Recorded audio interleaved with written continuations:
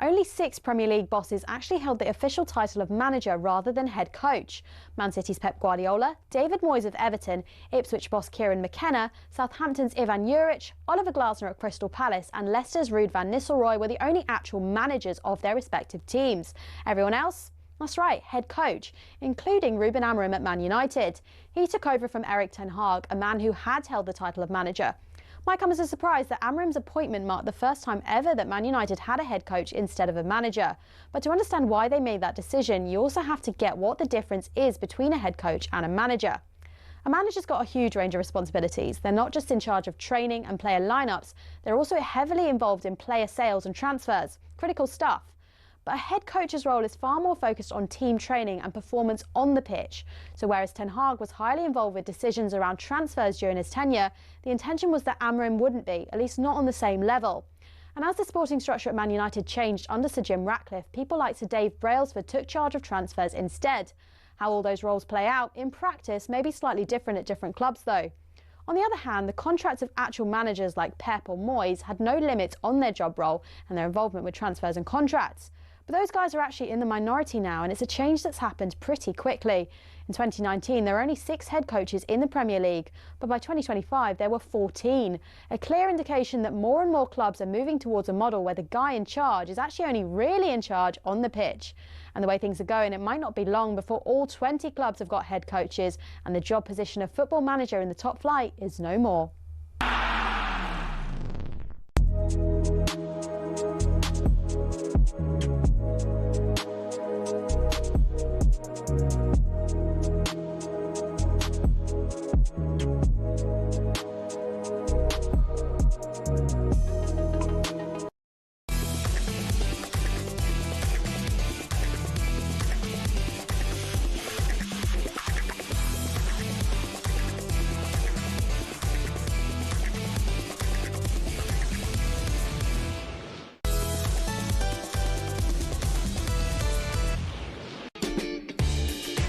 Morning, welcome along to Early Breakfast here on talkSPORT with Adrian Flux. Insurance for the individual. You can find out more at adrianflux.co.uk. We're building up to talkSPORT Breakfast. It's back this Monday morning with Jeff Stelling and Ali McCoy. But on the way for you now. Over the next hour, here's all the details with Nick. Morning. Very good morning. What a weekend. Arsenal won ugly at Old Trafford, but how are both sets of fans feeling after yesterday's performances? United look rejuvenated with some new players up top, but there's a glaringly obvious goalkeeping situation. We'll get into that later. Meanwhile, Arsenal's new boy got off to an underwhelming start. Brentford look in trouble, so do West Ham. Co-chair of West Ham, Karen Brady, was here yesterday on the Sunday edition. We'll hear from her this morning. All the latest from the Premier League, the Championship and beyond coming up, plus everything you need to know from the front and back pages. Nick, thank you. You're listening to Early Breakfast here on talkSPORT with Adrian Flux. Insurance for the individual. Find out more at adrianflux.co.uk. How was your weekend? You know what? My weekend was busy. I've got a bit of a knock on the head. Took a cricket ball in this side of the head. That wasn't a fight. It was just just cricket ball. Played yesterday in very sunny Sussex. Left a mark. Yeah, it has a bit. It was my own fault. I dived for it. I want to say the ball kicked up off the ground a bit, but it might just be that I got the dive wrong. Who do you play for? No, it was just it was actually a friend's family match, which has been going since I was about 12 or something. No way. Does it get heated? Do you know what? It used to be old men and kids, and now there's a big youth policy. I'm one of the old ones now, so I wouldn't say heated. It gets quite boozy, actually. Like that? Do you have a late night? Not too late, but later than I should have done. How was your weekend? Yeah, nice, thanks. I was here covering weekend breakfast, which was lovely, and spent a lot of time with Tony Cascarino, which is always good that's fun. Nice. Yeah, he's a great guy. What a nice guy he is. And chilled out with the kids and whatever like that. And then, of course, catching up with all the football. Yeah. I love it. I mean, last night, when I say last night, yesterday afternoon, I'm that mum. When I need the time, I'm like, there you go. Go on, sit down with the wee iPad there. Yeah, sure. I'm watching the football. Little babysitter. No interruptions now. Yeah. We had a really nice afternoon yesterday, and the sun was out, and it was just kind of a perfect day, apart from the result. But I'm really optimistic about Manchester United this season. Yeah. After that performance yesterday, and I hope we can take the positives. this morning, but we want to hear from you. 03717 223344, Man United fans. What's your thoughts on the season ahead after yesterday's performance, and Arsenal fans as well? Because albeit Arsenal win, they weren't exactly as entertaining as Man United were. Man United look like they've got more to offer this season. A little bit. I mean, it's so early to be making calls, isn't it? I'll tell you what stuck out to me over the weekend was the sound of the Stadium of Light. Oh, Sunderland are up for this. And, you know, a thumping 3-0 win. I mean, that's the story. I think we're hoping that Sunderland can do something because of that city. And the support up there is marvellous. Absolutely. And talks of support, just all of the teams paying their tributes as well to Diogo Jota made for an emotional return to the Premier League, didn't it? But everybody did so well with that, you know, football, everybody coming together, rather emotional as well. But you're right, the Stadium of Light was absolutely raw. The tribute at Molineux as well, and the applause on 18 minutes. Obviously it's 20 at Liverpool, 18 at Wolves, and their little tifo at Molineux. I thought that was really emotional as well, away from Anfield. Fields of gold. Lovely, very, very nice. But great to have the Premier League back. It's not finished yet because, of course, it's Leeds versus Everton tonight, live for you here on talkSPORT. Just looking quickly at the back pages for you today. It's all about the game yesterday afternoon. Back page of the Sun. Ruben in a flap. Boss raps ref and defends Bayinda, the goalkeeper, who had a bit of a howler yesterday. Back page of the Times. United rue Bayinda blunder. Obviously, it's led to a lot of discussion about Onana as well. He wasn't left out of the squad. He wasn't dropped, says Ruben Amorim. It was just a fitness thing. Back page of The Guardian, Bayinda blunders. Back page of the Mirror Sport is going for Ruben in a flap as well. And the Daily Mail saying weak and soft. Don't say it, don't say it, don't say it, don't say it, don't say it, don't say it. That's what she said. Anyway. Arsenal, Liverpool and Manchester City all get their campaigns off to winning starts. Chelsea are held by Palace and Sunderland start with a 3-0 win over West Ham. Could they struggle this season? You're going to hear from Karen Brady, the co-chair of West Ham, a little bit later on in the programme. Brentford and Wolves also suffer heavy defeats as we wonder if any of the promoted teams can stay up this season. So here's how the first weekend back in the Premier League sounded on talkSPORT. 34th Premier League season is off and underway, and it is live on talkSPORT. Right foot shot! You bet he sealed it! Mo Salah does what he does best. Liverpool have beaten Bournemouth by 4-2. It's taken down Gordon, and Conte's going to be sent off. Full time at Villa Park. Aston Villa 0, Newcastle United 0. They've lifted the roof off at the Stadium of Light, Mickey Gray. Sunderland 3, West Ham 0. Troy Deeney is up on his feet applauding his former teammate Richarlison. It is a brilliant overhead kick. Bang. What a finish. This corner for Fulham will surely be their last chance. Oh! It's been backed in! Oh, goodness gracious me! Muniz has done it! Brighton 1, Fulham 1. Wolves have lost 9 of their previous 10 Premier League games against City. Make that 10 out of 11. Wolves 0, City 4. Chris Wood has scored his second of the game. You won't see a better pass than that all season from Elliot Anderson. For Keith Andrews, the worst possible start. Nottingham Forest 3, Brentford 1. How much longer will he be a Crystal Palace player? Eberechi Eze, he has just thundered in a free kick. They've disallowed the goal. Chelsea 0, Crystal Palace 0. And surprise, surprise, Manchester United have conceded from a corner with victory against one of their historic rivals. It finishes Manchester United 0, Arsenal 1. The Premier League is back in session. And our Monday mornings resume as normal. Pleased to be back in the Premier League, back at it as well. It was a good one yesterday, wasn't it? Arsenal fans, you'll be delighted. Managing a win at Old Trafford. All over the back pages this morning, as we mentioned there, focus on Altay Bayinda and the Manchester United goalkeeping problems. So Bayinda selected over Andre Onana. Ruben Amorim was asked post-match about dropping Onana, and he said, no, I didn't drop Onana from the squad. It's not putting Andre Onana in just 1 week after injury without seeing the game, without time, without training. So Bayender started instead. And of course, it wasn't the best moment for him. He kind of pushed the ball into the back of his own net, which was a nightmare. Calafiori getting the goal for Arsenal. Ruben Amorim doesn't think the goal should have stood and says Manchester United deserved to win, but his team is still getting used to each other. Everyone needs to improve, but we were in the positions. The goalkeeper has to use the hands to catch the ball, but he's getting pushed. So I can say to the goalkeepers, push the other guy, but then who is going to catch the ball?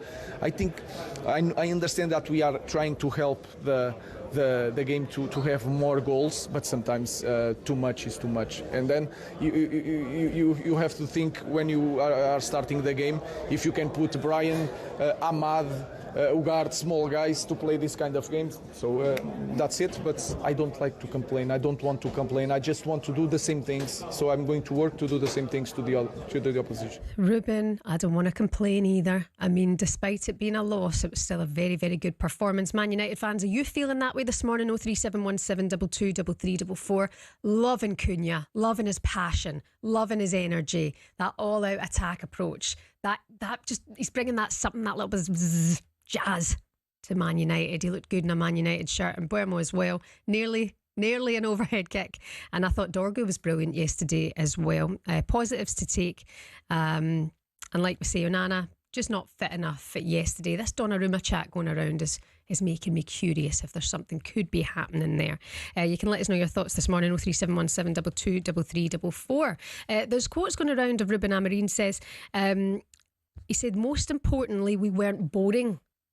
Now, I don't know if that's a dig at Arsenal, or if he genuinely felt that it was an entertaining side that he put out there yesterday in a better display. I certainly think it was. Or was it a dig at Arsenal as well? And is that important, Man United fans, this season? Okay, because they're not going to win the league.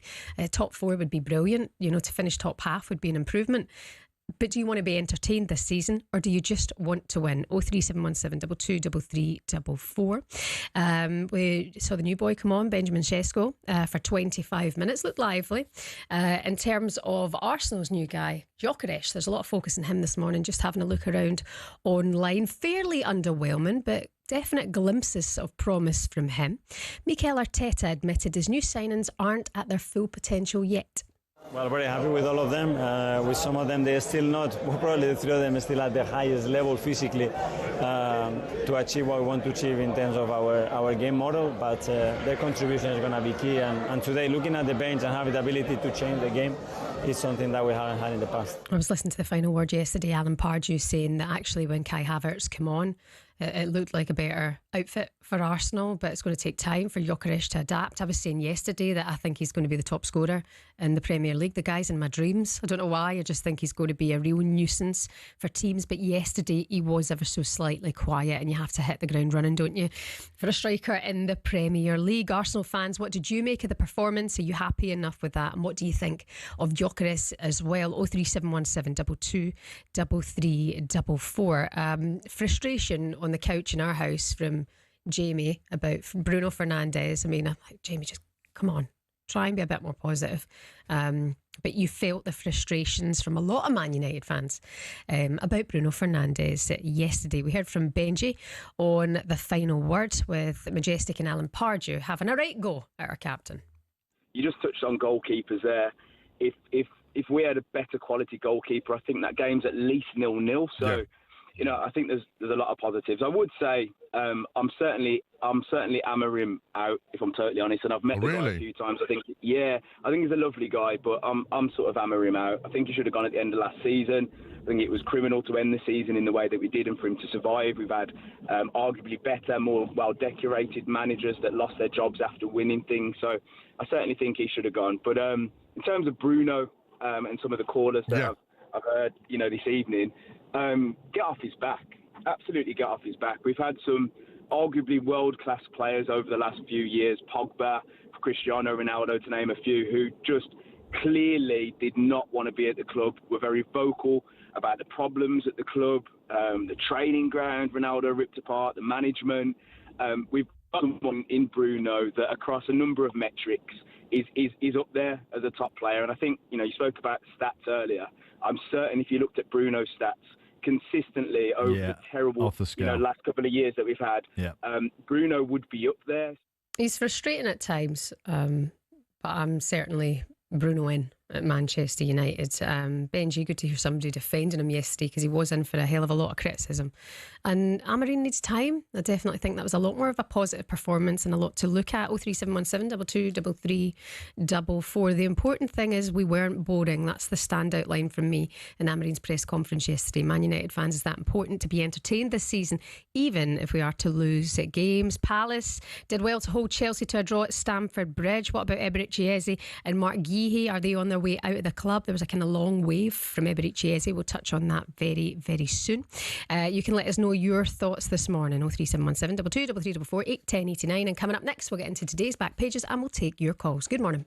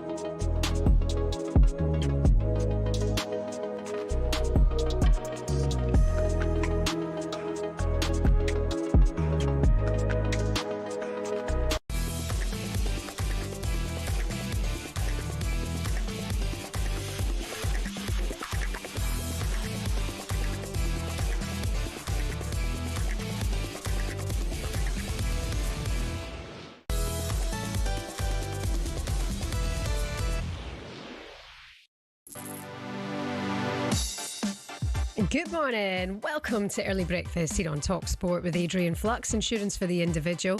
Find out more at adrianflux.co.uk. Shaban with you here. You've got Jeff Stelling, the legend himself, with you on talkSPORT Breakfast this morning. Alongside him is Robert Duvall's co-star in A Shot at Glory. Officially the nation's favourite co-commentator, Ali McCoist, is here at 6 o'clock this morning. Don't forget, you can listen to all of our stations here in the talkSPORT building on the talkSPORT app. If you fancy the tunes, you can swipe across to Virgin Radio. Chris Evans back at 6 o'clock this morning. And if you fancy all the news and everything you need to know as you're waking up this Monday, you've got Times and Talk Radio as well. And stay with us for all of the sport Sports. Some of your other headlines you're waking up to today. Robert McIntyre. Big Bob says he wanted to smash up his clubs after letting the BMW Championship slip, and $20 million in prize money come away from his grasp. He was so close. McIntyre blew a 4-shot lead in the final round as world number 1 Scottish Scheffler. He is a freak of nature, producing a moment of magic to clinch victory in Maryland. McIntyre's big overnight advantage was whittled to a single stroke after he started Sunday with 2 bogeys, and despite a gallant effort, he could not do anything to quell the Americans' mounting momentum. Scottish Scheffler, another breed. Bob McIntyre getting closer and closer. I hope it's a good season next time for him as well. Bob McIntyre, he's just doing so well at this moment. 2 England cricketers played starring roles in comprehensive victories of Birmingham Phoenix and Manchester Originals in the 100. Liam Livingstone smashed 45 from 20 balls as the Phoenix eased to a 7-wicket triumph over London Spirit at Edgbaston. Joss Butler's unbeaten 64 helped the Originals to a 57-run win against Northern Superchargers. Meanwhile, young fast bowler Sonny Baker took a hat-trick for the Originals 2 days after his first call-up to England's white ball squad. 100 table toppers Oval Invincibles face Southern Brave tonight. And also Newcastle have completed the signing of Jacob Ramsey from Aston Villa in a deal which could rise to £43 million. The midfielder moves to St James's Park on a 5-year contract. He made 167 appearances for Villa coming through the club's academy. Ramsey is in Newcastle's 4th signing of the summer. For more on this story, you can jump onto our website at talksport.com. So Ruben Amorim, after the game yesterday, said to the reporters, the main thing is we're not boring. After that performance, after that defeat yesterday against Arsenal. 03717 223344 is the number. Good morning to Andy, the Man United fan. Andy, what are you up to at this ungodly hour? I'm on my way to work in Edinburgh. Oh, what, from England? Are you doing that drive up? Yeah, from Preston. Oof, fair play to you. What do you do in Edinburgh? Nice part of the world. Offshore wind farm. Oh, okay. Fair enough. Lovely. Good stuff. What did you think of the game last night, Andy? Well, I left the game yesterday. I'm thinking we'll win more games than we lose this season, I think, because I thought we was unlucky not to get some out of that game. Yeah, I completely agree with you. It felt like we really had them under pressure, in that last 10-15 minutes, like Arsenal were on the ropes. Even we played without a striker as well, really. Mm-hmm. Yeah, no, true. I mean, Shesko, when will he be up to scratch, you wondered? I expected a bit more time from him yesterday. Yeah, I think he'll play next week at Fulham. Okay, fair enough. And in terms of the performance, it wasn't boring. Are you feeling optimistic about the season ahead, Andy? I am, actually, yeah. I think that was the best place to beat City in Cup final. Say that again, sorry? I think that was the best we've played since we played City in the Cup final. I agree. I thought it was a decent performance. It was a shame about the whole Bayonder situation, though. A bit of a calamity from him. In terms of the goalkeeping situation, are you happy enough with Onana? Not really, no. I'm wondering if the Donnarumma thing is a sign. If there's some rumbles going on there that there might be a deal done with City. But would you take him at Man United? Obviously. I would definitely. Yeah, I'm more worried about Onana when he's in the goals. This 8-second ruling, he just can't release a ball. Yeah, exactly. By the way, I loved the look Acuna and Mbeumo as well yesterday. Yeah, well, it's a breath of fresh air when somebody gets man of the match and it's not Bruno. Yeah, that's very true as well. Andy, listen, drive safely up to Edinburgh this morning. Thank you so much for your call. Feeling optimistic about Manchester United this season. Arsenal fans want to hear from you as well. What do you think of the new guy, Gyökeres? How long will it take for him to adapt to the Premier League? 03717 223344. It's time now for us to look at today's back pages with Adrian Flux. The Back Page Review on talkSPORT with Adrian Flux. Insurance for the individual. Find out more at adrianflux.co.uk. And Nick is back with us. Nick. Hey, well, obviously the big story is Man United's continued goalkeeper woes. Ruben cries foul. Says on the back of the Star, the back of the Mirror, Ruben in a flap. And on the back of the Sun, again, Ruben in a flap. The easy pun they're all going for. But Bayindir didn't do himself any favours, did he, in the beginning of that game? I'm questioning, though, the situation with William Saliba and how much Mason Mount's shirt he had hold of. There's a picture on the back of the Times. You can see Mason Mount's shirt's halfway off his back. I mean, Saliba was looking at the ball when it was crossed in, but referees this year telling us that they're going to penalise holding in the box a lot more and give penalties. Obviously, this wouldn't be a penalty situation, but potentially a free kick to Man United. So I do think that Ruben Amorim has a point.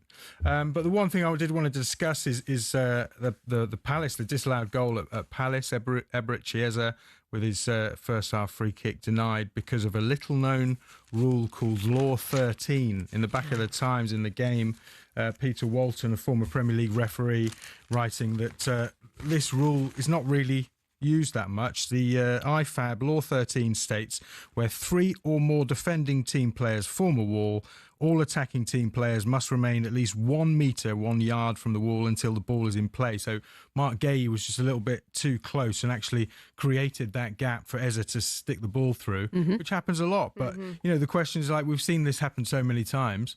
Why have we just started to see it, you know, blown up this weekend, really? Yeah. I mean, that's the same as the goalkeeper has to get the ball out in 8 seconds. I mean, it was always it's been a rule for a while, but it just kind of fell under the radar. But it's yesterday it was kind of implemented a bit more. Since 2019, it's been a thing. This is the 7th season since it changed. Peter Walton in the Times writing that it's rarely seen because obviously the majority of direct free kicks don't lead to goals, but they've put a couple of examples here as well. Reece James for Chelsea versus Bournemouth in January this year went through a hole in the wall, and also Bruno Fernandes for Man United versus Everton in February, similar situation. So, you know, football fans, we like consistency from our referees, and when we don't get it, that's when people get upset. Absolutely, and we just need to know the rules. I mean, even Cascarino yesterday, I mean, what chance have you got if he's even struggling to understand the rules? Genuinely, what chance have I got here? It is tough. Exactly. Interesting stuff. And then also just on the subject of Eze and Guéhi. Guéhi looked like he kind of ever so slightly blanked Glasner yesterday, and then Eze kind of gave a long wave goodbye. That was a strange situation. I mean, Glasner was on the pitch clapping, and then he sort of shouted, Mark, and Mark, you can see him look over and then just walk down the tunnel. Yeah, but what we'll say to these guys, because the rumours on Sunday were that Eze wasn't going to be playing, you know, in that squad amidst these transfer talks to Spurs or Arsenal, whatever it may be. But I loved that he was there and he scored. Okay, disallowed. That he just, you know, he put on his big boy pants. You know, he was done. He's done for the fans what he's paid to do. And he kept that respect for the fan base as well. Isak should take a leaf out of his book. Yeah, I mean, I see what you're saying there. Listen, you will not find, I don't think, in the whole of the Premier League, 2 better, more organised, committed professionals than Eberechi Chiesa and Mark Guéhi. They are both. I mean, they're sort of always feel like they play slightly older than they. I mean, I always, you know, surprised to see Mark Guéhi still 25. I think he plays like a 28-year-old. Very mature. Peak. So whoever picks him up next is going to get the peak years of Guéhi. And Eze as well, you know, hard-working guy. He always puts a shift in. On the back of the Guardian, again, FIFA talking about this Club World Cup, and if they're going to make it every 2 years, they're going to consider from 2029 a move to make it every 2 years, which would obviously put more pressure on the international calendar. We might see another backlash. Real Madrid are understood to have raised the issue of moving it to every 2 years. The prize money that some of these clubs are getting, obviously, you know, makes that incentive for them. Chelsea got £85 million for winning it. And interestingly as well, with this whole competition, you've got Saudi money funding it. Newcastle's owners are indirectly funding all of their competitors in the market. So you can see maybe some Newcastle fans a little bit upset about all that as well. Absolutely, you can. Okay, that was a look at today's back pages with Adrian Flux. The Back Page Review on talkSPORT with Adrian Flux. Insurance for the individual. Find out more at adrianflux.co.uk. Coming up for you next, we're going to hear from David Moyes and West Ham fans. Have you slept it off yet? You'll hear from your co-chair, Karen Brady, who was on talkSPORT yesterday, next.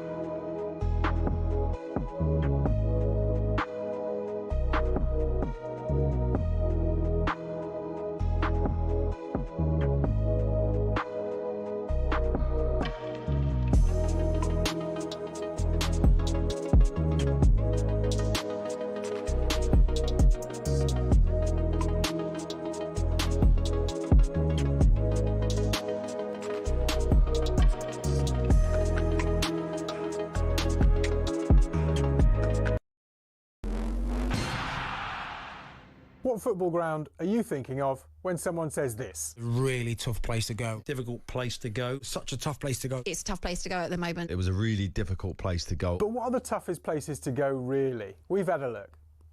Forget a cold, wet Tuesday night in Stoke. Try a blizzard 220 miles inside the Arctic Circle. When Chelsea lost at Tromsø in Norway in the Cup Winners' Cup, a massive snowstorm hit at half-time. These two boys and their brooms were absolutely no match for it. We're staying in Scandinavia for Scotland's toughest away day on the side of a cliff in the Faroe Islands in Euro 2000 qualifying. The pitch at Toftir was like a cow field, never mind those gale force winds. The Faroe Islands part-timers equalised in stoppage time. Cue Scandi scenes. But away trips don't come tougher than playing Bolivia at altitude in La Paz. Or so we thought. The Bolivians have now taken home advantage to another level, literally 500 metres further up the Andes to the country's highest city, El Alto, 4,100 metres above sea level. Meanwhile, the loudest stadium in world football officially is the Ali Sami Yen, where Galatasaray fans set a world record of 131 decibels. That's louder than Motorhead. But our most intimidating away day is in Wales. Prison team HMP Prescoed was briefly kicked out the Gwent League over concerns about young opposition having to go in there. Now that's a tough place to go.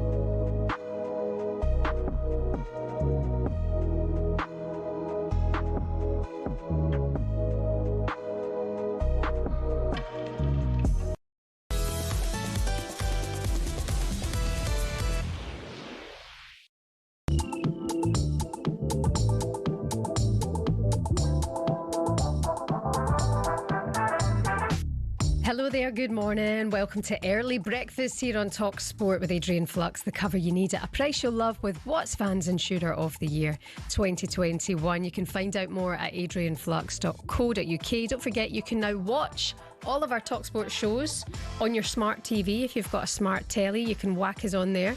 If not, you can watch us all on the YouTube stream as well. And of course, take us anywhere with you on the talkSPORT app. You've got Jeff Stelling and Ali McCoist with you at 6 o'clock this morning on talkSPORT Breakfast. This morning we've been talking about Arsenal. We've been talking about Manchester United. Arsenal potentially maybe getting away with one at Old Trafford, or is that unfair to say? Man United also showing signs of revival, hopefully, for the season ahead. On the final word yesterday, Alan Pardew says it looks like Amorim's found a playmaker.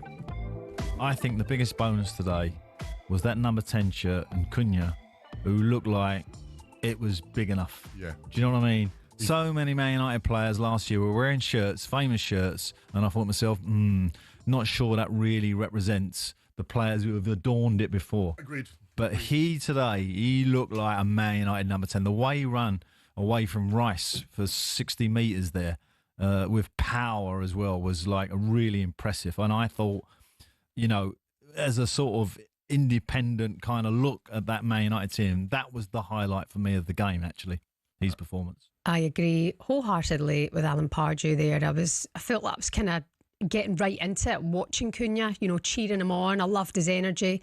I loved the fact that he was furious at himself when missing chances, you know, really kind of frustrated. He really wanted to contribute. He just showed all heart in that number 10 shirt, which was absolutely brilliant. He did look promising.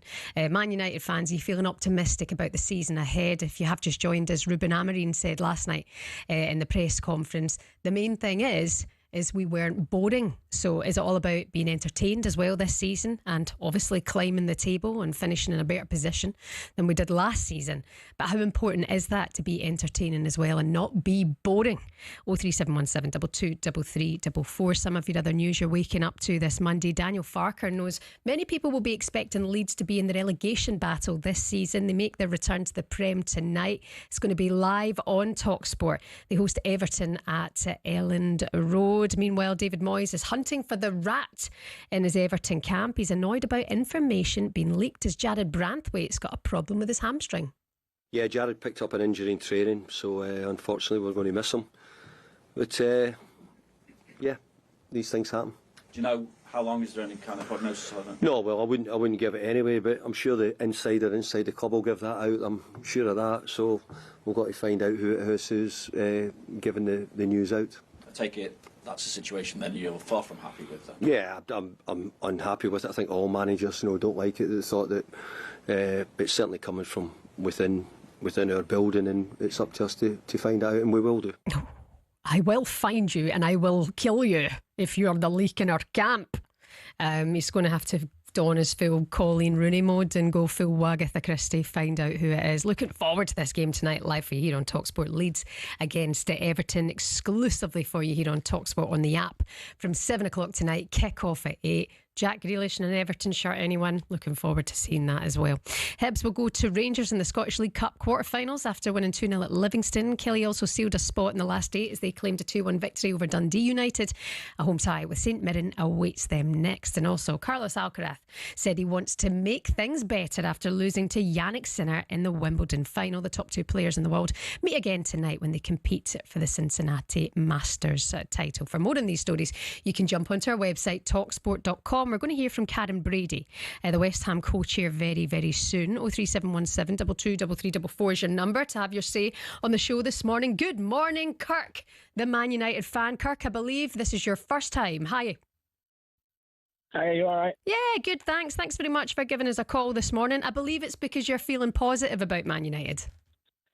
Yeah, I think, especially with Cunha and Mbeumo, I think they've played for Man U for years. I've seen more fight in them too than we've seen in previous players who have been there for a long time. They were chasing balls, they were tracking back, they were chasing for everything. It looked really good going forward. I think we still need a strong voice in the back. We need a good leader from the back. And maybe a new goalkeeper. I completely agree with you. I mean, where we can focus on what we've got. I thought Mbeumo offered so much, but I thought Cunha was just a superstar, really. And just, again, it was that hunger. It was that want, it was that frustration at himself as well when it wasn't quite going his way. You want to see that from players, don't you? And I guess for the last wee while, from some players at Manchester United, they've looked like they've not cared. Yeah, definitely, yeah. I mean, look at Rashford, like the difference between Rashford and in a very similar position to Cunha is worlds apart. Yeah, no, you're dead right. And you think Rashford would be bled red.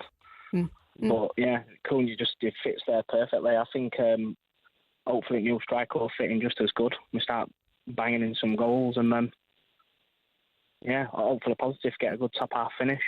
I don't think we're top 4 material yet, but yeah, it's going to take some time to get some strength at the back, and that could carry us through. I mean, I'd even have De Gea back. Well, that was going around in the newspapers, wasn't it, yesterday? This exclusive news back page of The Sun yesterday that perhaps they're in talks with David De Gea because his deal at Fiorentina, it's really cheap to get him out of that contract. You never know. Listen, Kirk, thank you so much for that call this morning. Good to have you with us. Listen, if you're driving today or if you're heading into work or you're finishing the night shift and you always listen to the show and you think, I want to have my say, do so like Kirk. 03717 223344. Let's talk about West Ham. If you're ready for this, West Ham fans. I mean, 3-0, you were battered away at Newbie Sunderland back in the Premier League. Tony Cascarino, former Chelsea striker, had a go at Graham Potter saying West Ham are boring to watch. If you ever want to go to a football match and have a little bit of a doze, especially last season and coming in this year, I looked at West Ham because I'd gone there and worked on 2 or 3 games and I found it hard work actually trying to be positive about what I'm watching.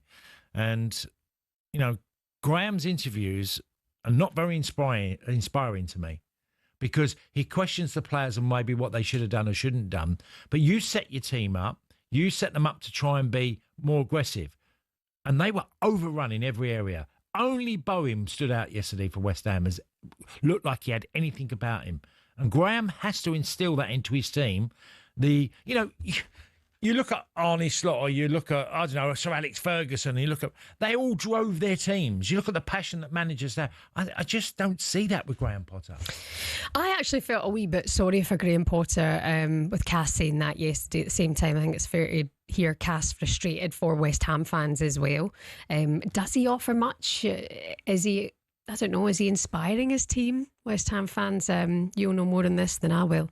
Is he underwhelming, Graham Potter? Is he inspiring his team to go on and get wins? That's something we'll be monitoring more in the season. 03717223344. And then after Cass said that, it was the Sunday edition here on talkSPORT with Sean Costas and Henry Winter, and they were joined in the studio by West Ham's vice chair, Karen Brady, who defended Potter.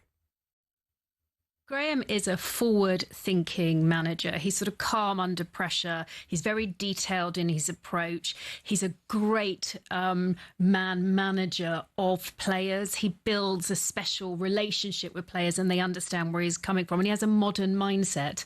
And all of those things mean that it does take some time to put a team together, to get the team playing the way that you want. I mean, West Ham is not a club that panics about its managers. We tend to support people, stick with them and see it through. I really hope he does well. He's a pleasure to work with. He's incredibly professional. And I know the players respect him. I know his relationship with the players is good. I know he'll be sitting down with them today to have a long, hard think about what went wrong yesterday, expecting a reaction and expecting to put it right. Thoroughly enjoyed that conversation with Karen Brady, with Sean Custis and Henry Winter yesterday, and a great day to have her on the programme after that thumping from Sunderland. Graham Potter, she defends him. Does he need more time this season, or is the writing already on the wall with Graham Potter? By the way, it's the Graham Potter derby on Friday night, live here on talkSPORT, because it's West Ham hosting Chelsea. Time now for the front pages with Nick. It's a front page throwdown. Oh, what a move! The front pages first on the early sports breakfast. talkSPORT. Oh, I can see you on page 3 there, Nick. Who are you looking at? Well, I mean, listen, that's not the story I was looking at, but right. That is Eva Longoria showing off her stunning figure in a black bikini as she soaks up the baking heat on holiday. But that's not why I've got this page 3 of the Daily Star open. Weird. I actually want to talk about hair. You got a hair care routine? How do you keep your hair looking so good? Well, I have an amazing hairdresser. Yeah. Karen and Vicky, honestly. Big shout out to Karen. In Redbourne. I tell you, they do good hair. Do you go to them or do they come to you? I go to them. And do you know what? They give you a wee glass of Prosecco. Yeah. Do you want a wee gin? Oh, yeah.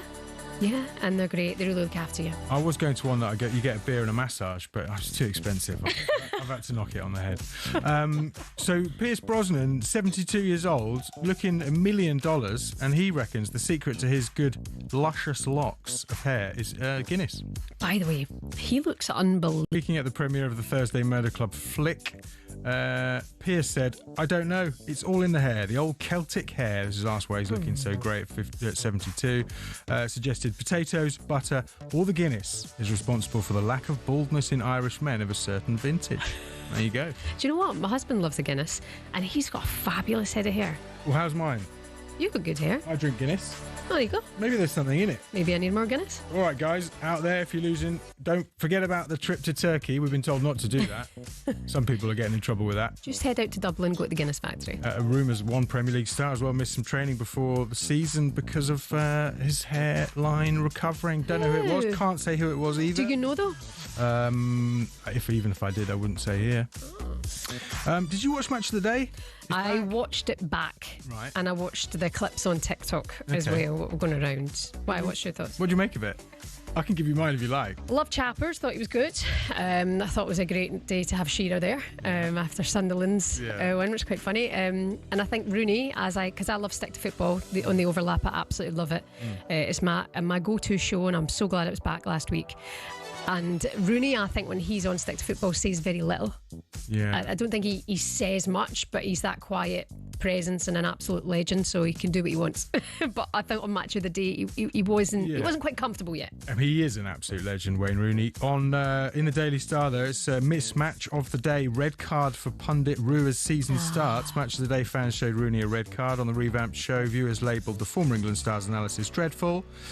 Can't say that word. Painful and awful. On Saturday night, the Man United legend has signed a reported $800,000 deal to appear. He's got a podcast on the BBC as well. Do you know what? Do you remember Alan Shearer when he started? He was terrible.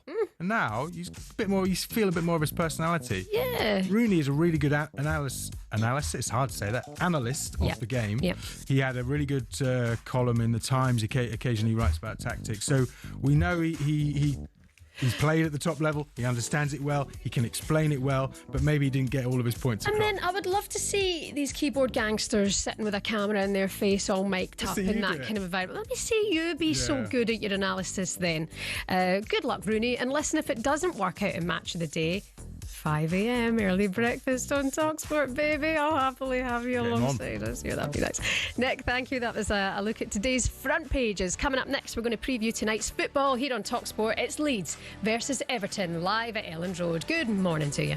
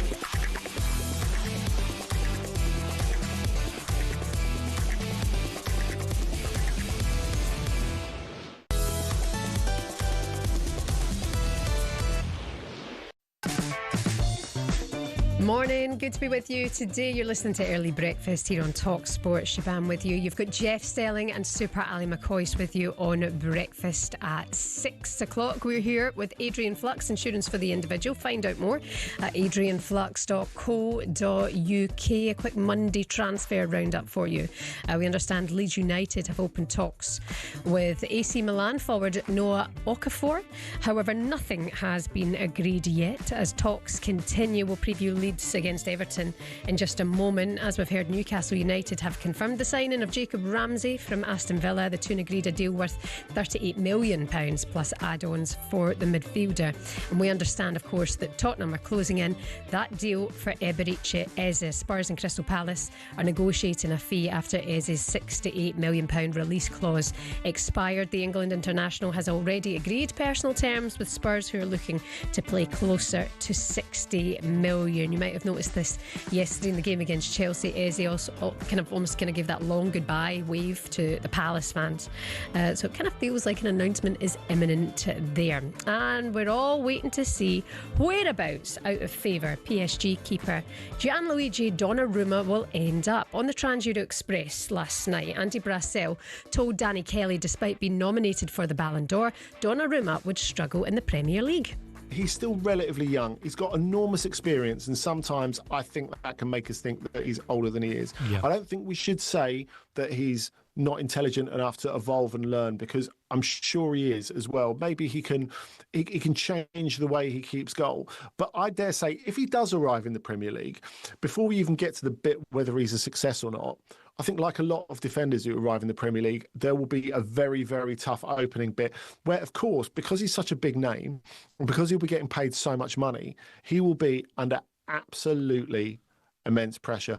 Always will be. I mean, especially if he's to go to a team like Manchester City or Manchester United. I mean, there's always pressure on goalkeepers arriving at clubs, but Ballon d'Or nominated, he's just won the quad for PSG. It's weird that he's out of favour, but I'd love to see him in the Premier League, particularly after last night at Manchester United. For more on this story, you can jump onto our website, talksport.com. By the way, Danny Kelly is with you all this week here on talkSPORT, standing in for Paul Hawksbee on Hawksbee and Jacobs, back at 1 o'clock today with Danny Kelly. Right, it's time now for this.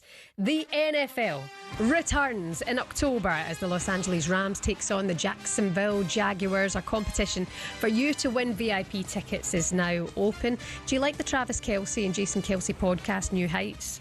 Well, I've still not listened to the new one with Taylor Swift yet, but it's on my to-do list this week. And we're giving you the chance to win 6 seats in a private box at Wembley Stadium. Full hospitality plus $5,000 spending money. Here's how you enter this competition. 18 plus, UK excluding Northern Ireland. For a chance to win, text the word CASH, CASH to 83338, and then you're in the draw automatically. Texts are £2 plus one standard network rate message, and you must have the bill payer's permission, or else. You can enter for free by calling 0330 880 338. That's 0330 880 338. One more time for luck. 0330 880 338. All entries must be received by the 25th of August by 11 o'clock in the night.